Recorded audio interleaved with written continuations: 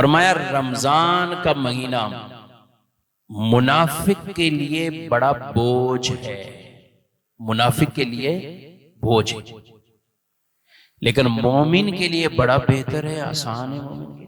مومن کے لیے آسان ہے۔ منافق پر سستی غالب آتی ہے اور مومن کی عبادت میں جو قوت ہے اس میں اضافہ کر دیا جاتا ہے۔ مومن کی عبادت میں قوت، اپنے آپ کو چیک کریں، میں اور آپ کہاں کھڑے ہیں، کس طرح کی کیفیات۔ تو اس لیے ضرور میرے بھائیوں، اور روزہ افسوس سے کہنا پڑتا ہے، روزہ تو فرض ہے، اس کے لیے بھی لوگ پتہ نہیں طرح طرح کی ہیلے کر لیتے۔ نہیں، ہمارا تو یہ کاروبار کا ٹائم ہے، تو بھئی رمضان کیا سارا سال رمضان رہتا ہے؟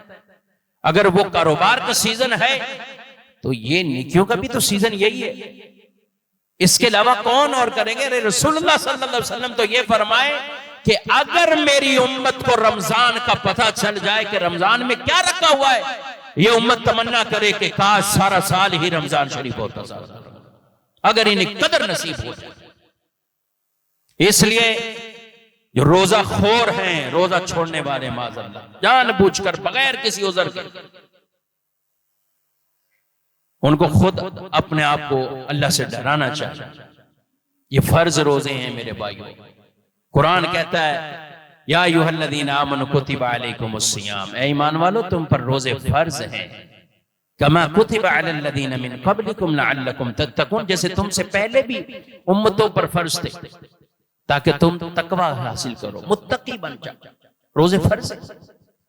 پہلی امتوں کو رمضان نہیں ملا، مختلف روزے تھے، مختلف مہینوں کے روزے تھے۔ رمضان خصوصیت حضور کا صدقہ اس امت کو نصیب ہوا۔